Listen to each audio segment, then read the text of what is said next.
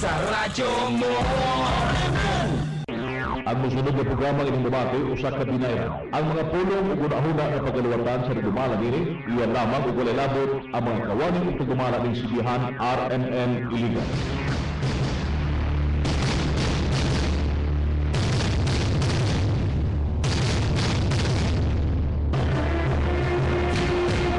Ikala kumusta mayong buntag. Welcome mga kaigsunan sa atong tulumanon ang kasayuran alang sa atong katawan. Kinig mga alagad sa kahanginan City Councilor Ariel Parinio Aghay o City Councilor Bayani Ariola. Kinig adlaw Wewes Pizza BC Pizza 15 sweldo. Sweldo. Pizza 15. Alam lang na po gid mas mayor. Dining Pizza 15 ni bulan sa Mayo tuig 2014.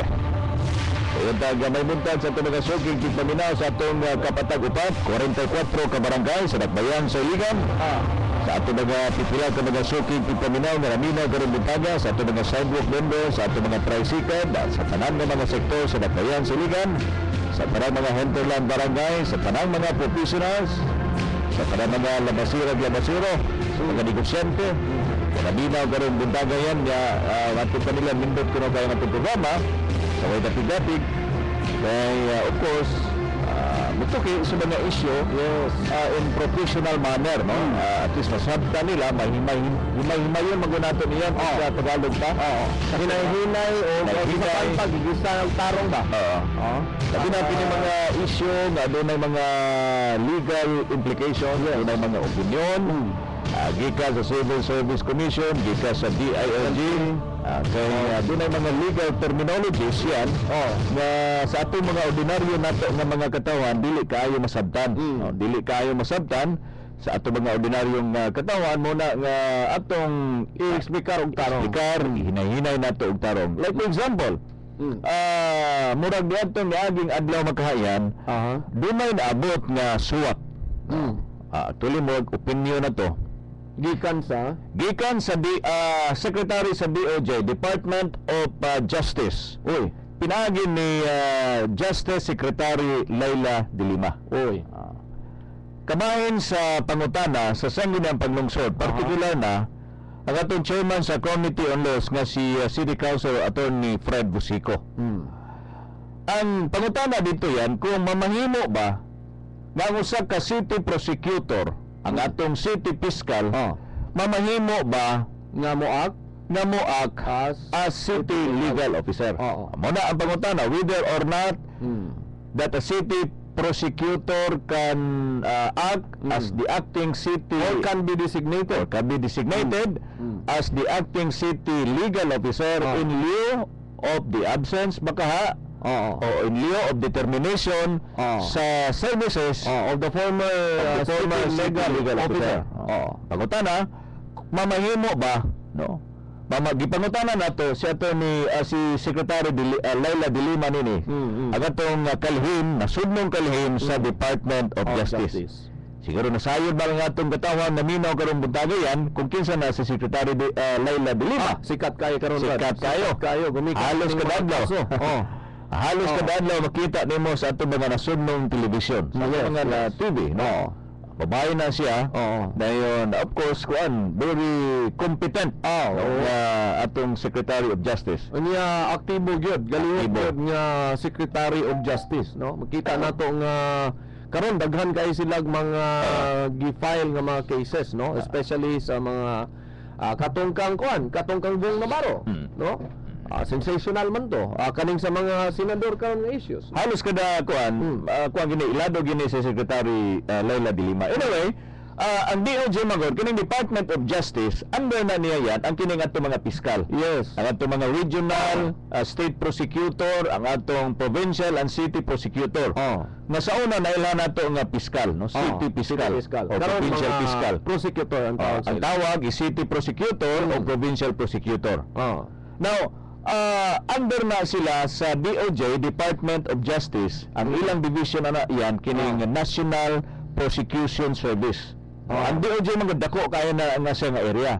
Ang Department of Justice na diha ang Bureau of Jail Management adili nadiha ang DOJ basta dako na siya ka department yan. Yan part nini sa ilang departamento ang kining National Prosecution Service.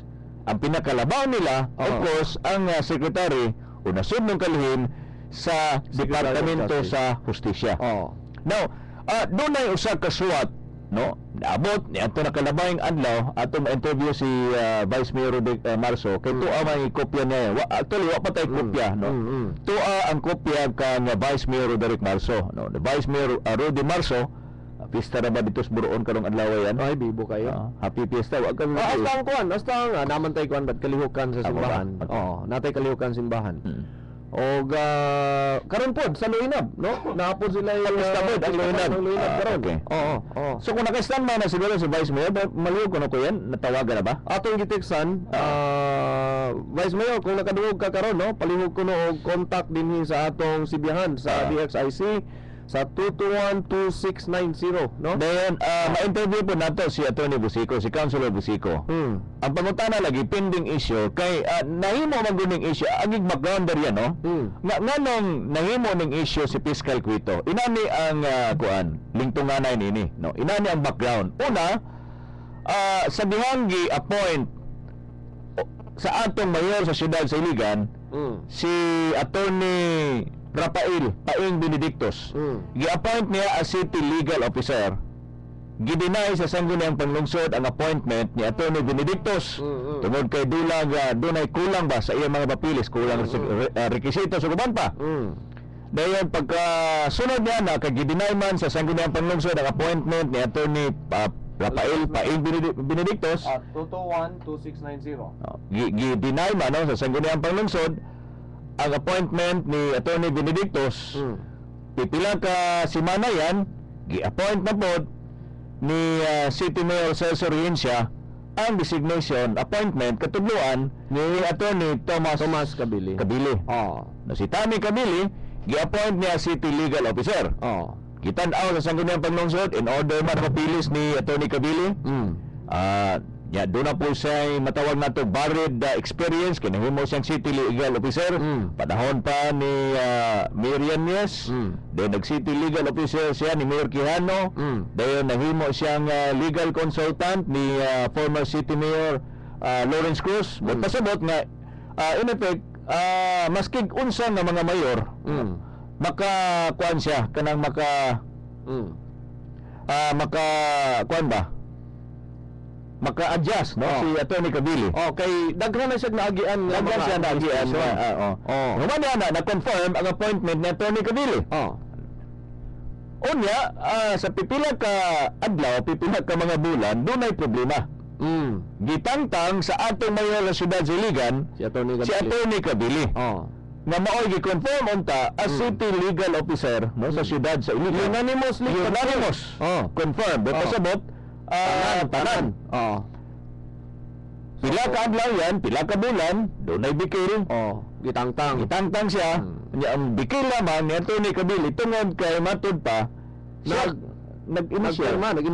Nag-initial sa kaning gitawag na controversial kaayo na Certificate of Compliance. Apan kay mo kinsay pirma, nag-initial ang intawon si Attorney Kabili. Kinsa man to? Mayor? Dili si Mayor. Dili si Mayor. Ang little Mayor. Mo ba?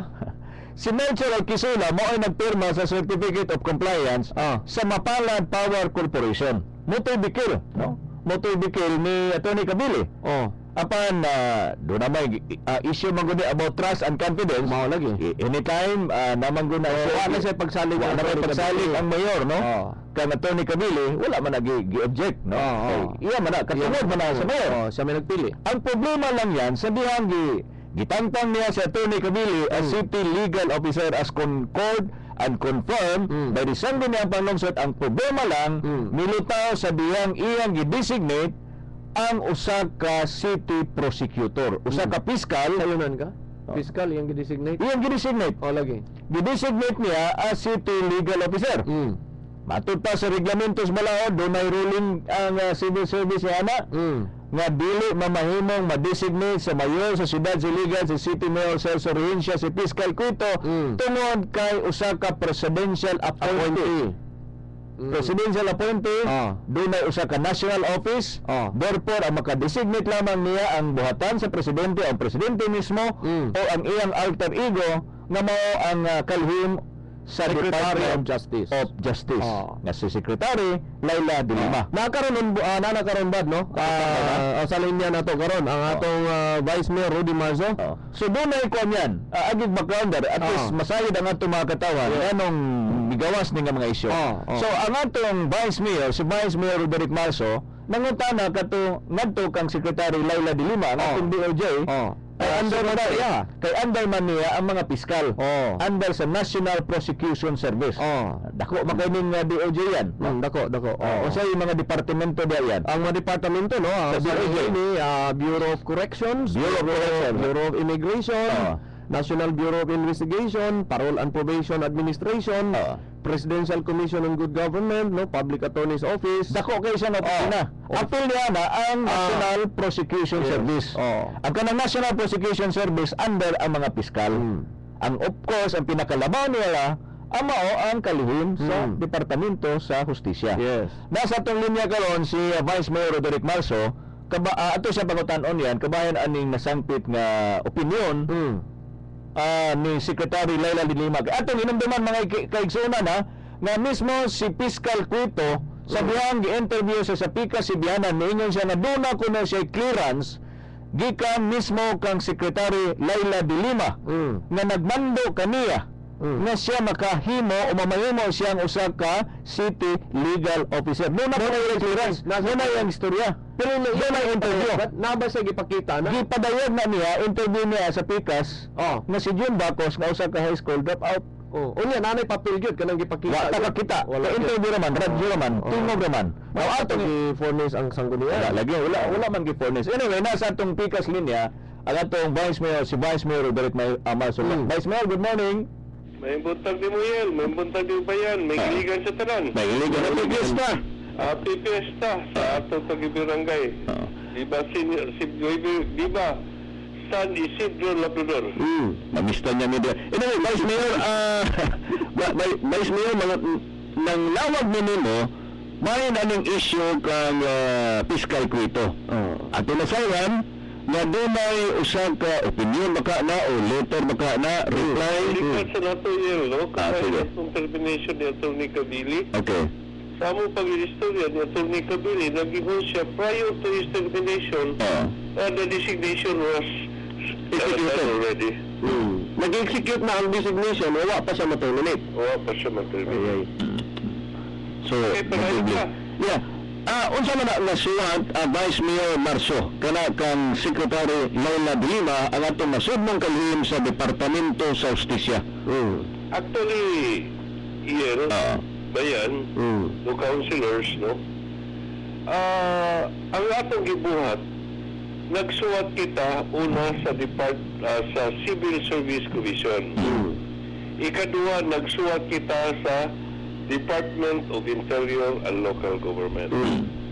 Sa Civil Service Commission, nireply si Director Adams Torres nga it is not within the guidelines of the law the designation of city prosecutor Ed Cuito as chief of our legal department in Iligan City.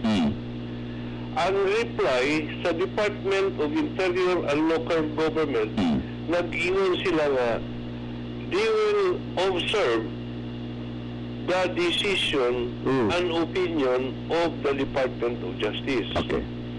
So napugos kita nga pinagi kag Councilor Busico, nagsuwat ang Sangguniang Palangsod to Councilor Busico. Unsa man to siya right to a resolution? The situation of Iligan. Muna siya, no? Nga ang atong suwat, nga we have three queries. One, ang pangutana, is there any legal basis for the city mayor to designate an OIC city legal officer which is a city prosecutor at the same time? Ato mabarot. Ang pangutana, Ato mabarot Bisaya Vice kay dagang kinamina sa ato nga na Sentulan Barangays. Ang unang pangutana doon na mamahimo ba nga usab ka city fiscal o legal ba legal ba ang pag-designate sa mayor ang pagtudlo sa mayor nga mao'y mahimong city legal of OIC sa city legal office. may unang pangutana. Address na kang DOJ Secretary Laila de Lima. Ikaduha, if in case of want of authority or legal basis, what remedy or sanctions available to address the situation? So, hubaron, no? Kung mangutana ta sa otoridad, unsay legal basis, unsay remedy, no? Or sanction available to address the situation where the mayor designate, hindi ng mayor ga designate kang city prosecutor as an OIC legal officer. Ang ikatulo, what are the legal effects of the documents signed by the OIC legal officer who is a city prosecutor? Unsa kuno'y mga legal nga epekto sa mga dokumento nga gipirmahan sa designate OIC legal officer who is at the same time a city prosecutor. Diyan si Laila de Lima, dire si Altubag sa katapusan, no? As regards to the second and third issues, mutong ningon pangutana in case of what of authority or what are the legal effects. These issues, nagsuggest si Laila de Lima na musik na guidance sa Department of Interior and Local Government. Kaning duha o ikatulong pangutana. Familiarity and repercussions which may entail upon the resolution of the two remaining issues. Mas familiar ko no ang DILG aning duha ka pangutana. No? Vice, ayun na sila tanong. Pero unang pangutana nato dito sa kang Laila de Lima. Kasi ganito unang pangutana, Vice, atong sublian. Ang unang pangutana ngadto kang Laila de Lima. Legal ba? Is there any legal basis for the mayor to designate an OIC city legal officer who is at the same time the city prosecutor? Di na ba legal na basihanan ang mayor sa siyudad sa Ligon, may oriyensya na maka-designate sa usang ka city prosecutor? Okay. Muna pangutana. Ang tubag ni Laila de Lima, Okay. a reading of Republic Act number 171, Prosecution Service Act of 2010, nagpakita that the provision relating to the designation of prosecutor as city or prosecutor as city or provincial legal officer was deleted from the powers and functions of the city of or provincial prosecutor. Sa ito, pag ipantang na, wala may labot. So, wala may legal na basihanan. The deletion of such function proceeds from the crucial and numerous duties and responsibilities of a city or provincial legal officer as provided in Section 481 of Republic Act 7160, which can be effectively performed by only a full-time personnel. Full-time. So, nagpasabot nga ginilit kana nga function ng city prosecutor pwede na city or provincial legal officer provided in Section 48 no? Ang Section 481 o 7160 na gitangtang ka to tungod kay kana nga position can be effectively managed and the function can be effectively and efficiently performed by a full-time personnel. So nagpasabot na ang mo handle sa City Prosecutor's Office kinala full-time. Ang mo handle sa City Legal Office kinala full-time. Yes, full-time So ako. kinalan o full-time ang duha ka ang personnel pag-handle niya ng mga opisina ha, dili po nang gitantang nila ang power o function sa city prosecutor nga mapwede nga legal officer sa siyudad. Dito pasabot niya na ba, is madili pwede diha yung lawas. Usa siya ka city prosecutor, usa siya ka city legal. Tubag sa pangutana, is there a legal basis? There is no more legal basis because the function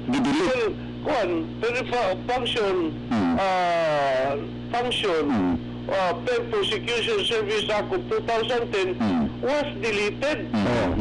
So, delete na, kay dili pwede incompatible ang function. So, Vice, putlong ka na ko, klaro o tataw tayo, matutang Secretary Laila de Lima, na walay legal na basihanan na sa ka-full-time nga city prosecutor mamahimo nga city legal city legal officer.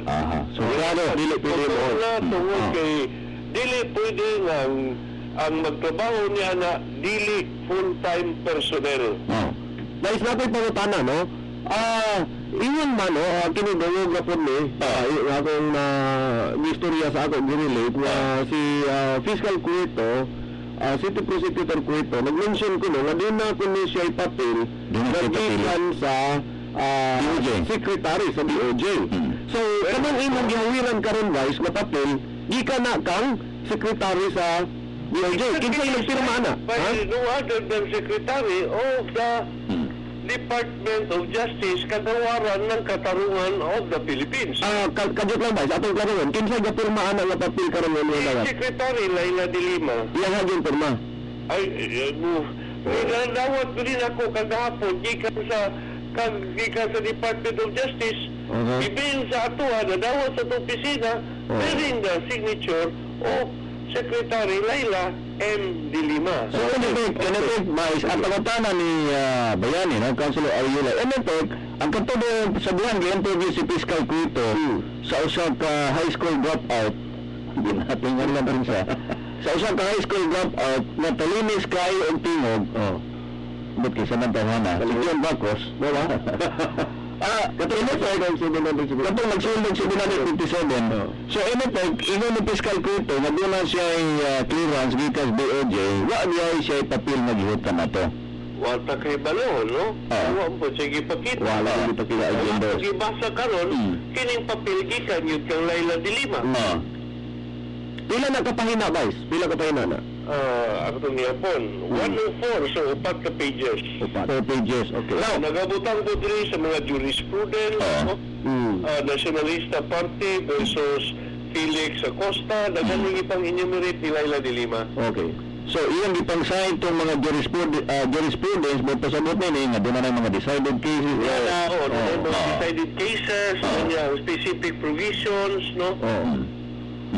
So, unsa pay additional na napatingali mga additional ang katong ikaduhang pangutana, question number 2 and question number 3, legal query nato na mamahimo ba ang giingon sa DOJ nga i-adto na lang nato na sa DIOJ. Inato nato pagsalit nato with the issues. Pero aside atong gitubag nimo karon guys, no, katong imong gibasa, napay lain nga di imo nga matawag na to og opinion sa DOJ. Wala may lain. Naging naman siya nga dili pwede. Because that particular function was already deleted. Tungod kay dili pwede nga tao nga mag-occupy dili maghatag og full time. Full time, which means di-devote ra gyud niya tungod sa kadako siguro sa responsibilidad ini.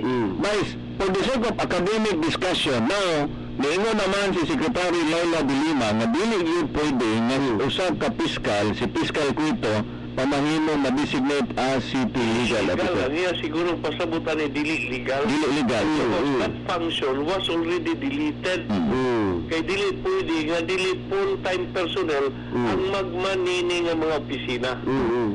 Yes, Vice. For the sake of academic discussion, nawa naman ang Fiscal Cueto, panalitan, mingon ang mayor, no? Okay, doon na may desisyon, si Secretary Laila de Lima, na dili gyud pwede si Fiscal Cueto, na unsay buhaton sa mayor. Well, designate siya, appoint siya mayor. Huwag kita kibalog ng Save Waters Mayor. Whether he follow, he observe the opinion of the Department of Justice. He will follow the opinion of the Civil Service Commission. And then he will observe the decision of the Department of Interior and Local Government. Then we will refer this matter to that department. Pero litan mo yun ang mayor.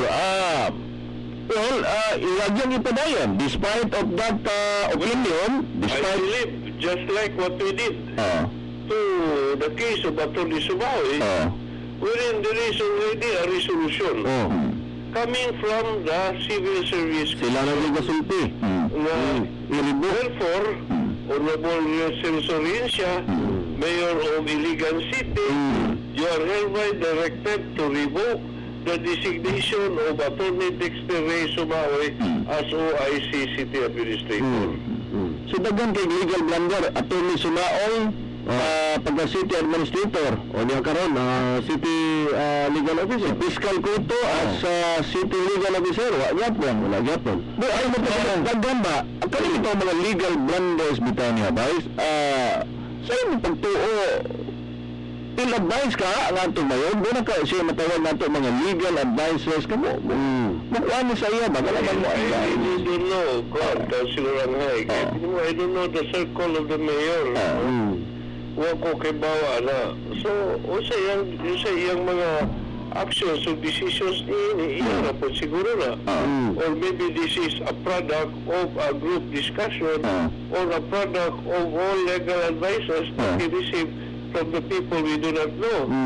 Let us remember, Councilor Angay, Honorable, until now there is that resolution coming from the Civil Service Commission.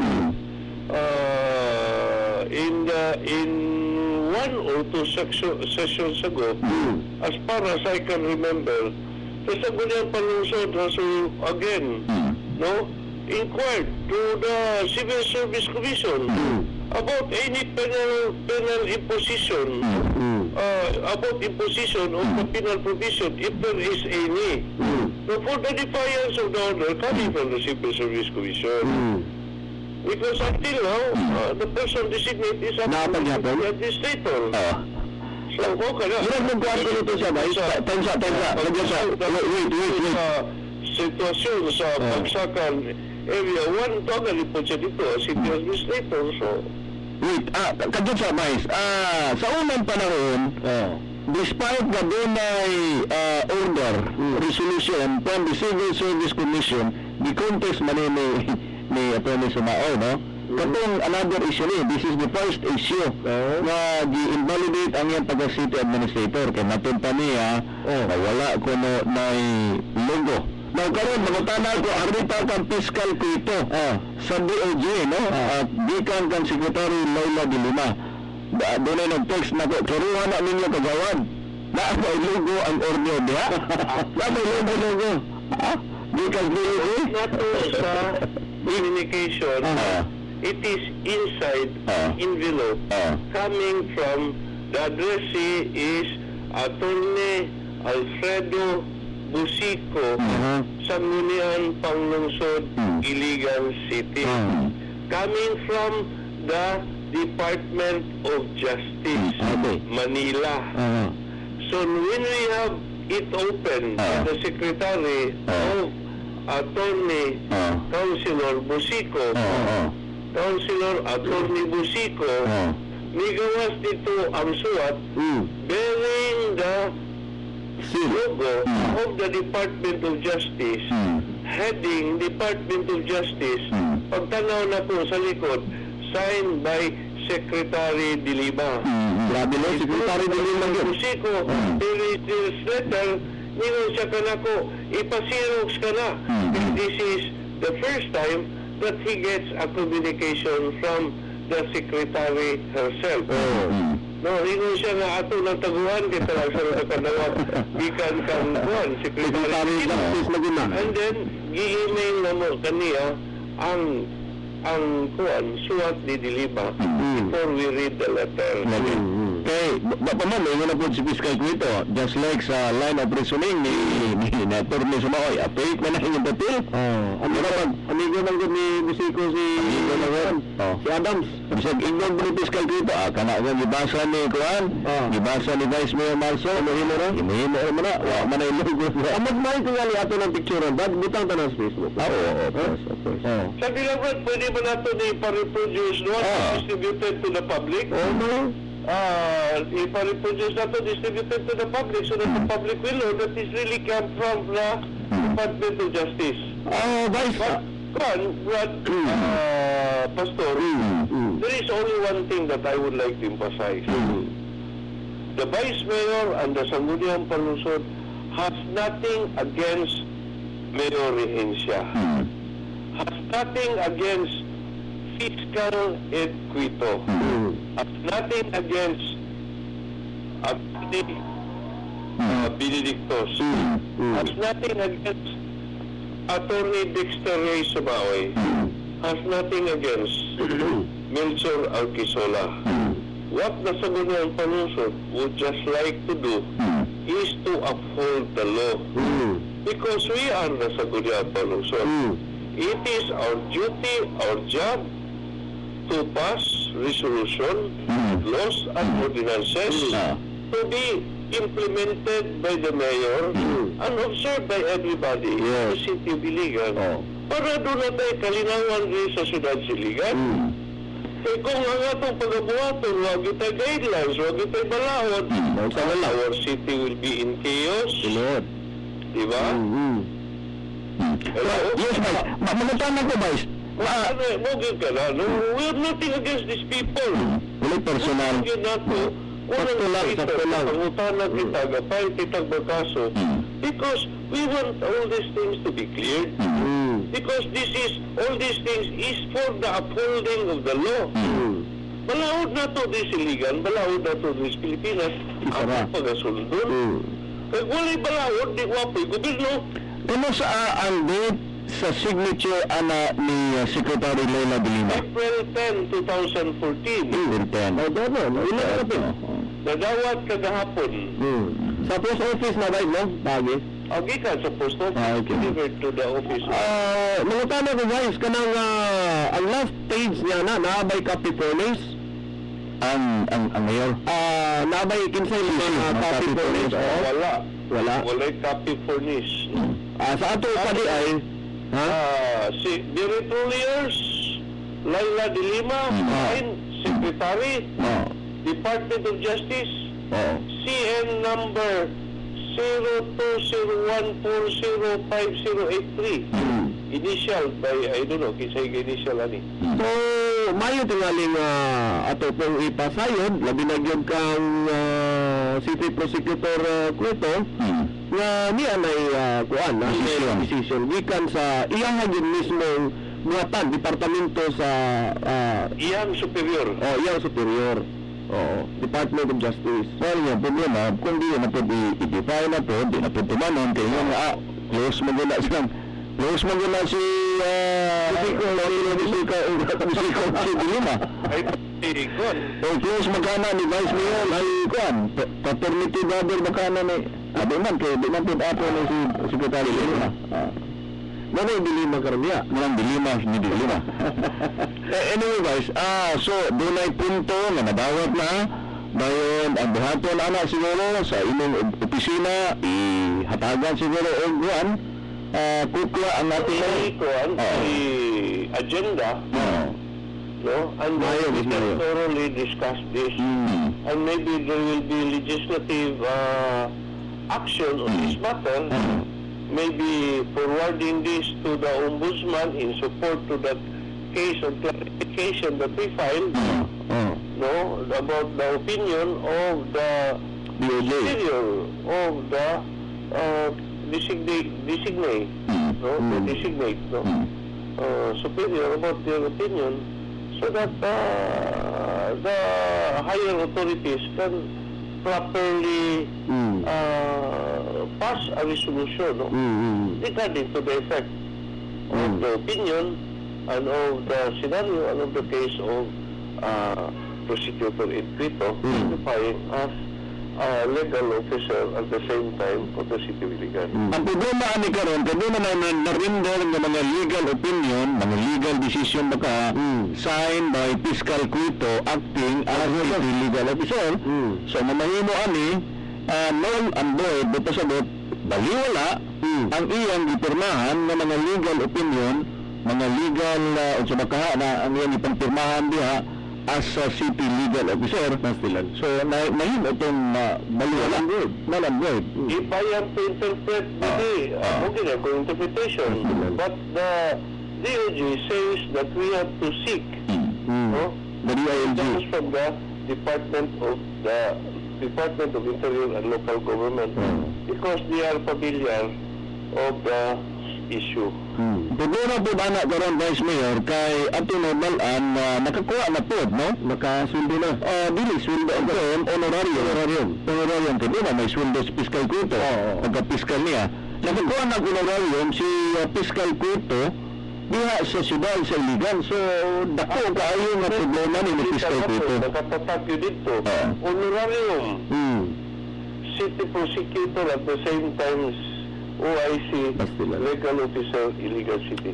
Ano yung problema? Dako ng problema ni Fiscal Quito tungod kay wa siya kay bawo nga doon sa illegal implication. Ug fiscal man siya, ato man siya gitahod, no? Gitahod man nato siya. Gusto ba mirma na to sa kaso against Quito? Maulog yun na. So, yung advice din siguro ang mayor nito nga dani. I don't know what ang kaibaw sa ilang circle of consultancy. Kanto din sa side po ni Fiscal Quito, nag-refer sa siya daan ngadto sa DOJ sa iyong taas. Okay, mingo magid siya, gi-interview siya, sa diyang gi-question, initially gi-question ha, sa singgunang panungsod. Gani ako man gani ang iyang ipinting ato si Atty. Busico, si Councilor Busico. Kana si Atty. Angay, di Atty. Busico, o si Councilor Angay, amot ni, wala na po Atty. ani. Era man ta, murag abogado. Ang superior ng itong utana, din ano siguro. Kana si Councilor Busico, abogado naman ako sa bida. Kana si Councilor Angay, ngayon mo, nag-attorney na po na siya rin. Anyway, gikosyo na, no, di ba guys? So, wala pa tayo pasangkat niya na. But, may man si Fiscal Quito, na di na siya clearance, ikan sa DOJ, signed by Secretary Laila de Lima. So, tungod ka din na iyang... Sa clearance, was appointed. Lagi, sabi pa, designated. wala gid ay siya ito. So, salamat kayo, Vice Mayor. At least nanay klaro, no? Nanay ka-istorya na to sa katawhan, kabahin na yung mga problema, kadugay naman itong giampo na matagaan na ginig solusyon. Wala yung nagwapo sa inyong grupo. Kaya sa inyong grupo, kaya doon lagi magampo. Na may fiscal. Fiscal na kuhan, ganing abogado. Anyway, na may pastor. So, salamat kayo, Vice Mayor Manso. Salamat po kayo ninyong duha sa paghatag ng higayon. Tuodi ay gusto kong mag-greet o happy fiesta sa akong tagi-barangay, diba, San Isidro Labrador. Salamat kayo, si Vice Mayor Roderick Marso, wala tayo oras yan. Yung may pagmamista diyan sa Barangay Buroon. Asa ba ito? Sa Barangay Luinap. Barangay Luinap. Buwan lang mga barangay. Fiesta karong mga panahon na. Busy kayong katawhan karon. So, take round one, pildi siya kang Atty. Sunoy. Round 2, pildi siya sa pag-designate bayan namin casual. Hindi na may desisyon sa DILG. Round 3, pildi rin siya kang Fiscal Quito. Kaya sa mga mata. Wala na gud ang ubang istasyon karon ba ang gihimo, dili na sila gaisgot karon sa mga issue. Di na. Personal na sa ato. Pananglitan ikaw ko na gituwalag na kano sa simbahan. Akong imbitar sila sa among church diya sa Ultra Cinema. Then ako ko no, ang ako ko nung bata ko no, ako ko ng scholar. Kita eskwela na ako dito sa US. Man kag US. Good. Maglisod gani kog bayad sa akong balay. Anyway, salamat himo lagi. Sagdahan na sila. Sagdahan na lang. Wala pa oras mga silingan sa atong tulunganon na din sa kasayuran sa katawan sa Iligan. Ini yung mga lagad sa kanginan City Councilor Ariel Parinyo Anghay o City Councilor Pastor Bayani Ariel. Ang mga lawayan atong imbita rin si Mr. Dundun Tiksen. Bayan namin usuning management. Pagkika man siya diya. Lawa atong interviewon si Mr. Dundun Tiksen. Salamat, wala na tayo oras, hindi mga lagad. Salamat kayo, may buntag iligan. God bless Iligan.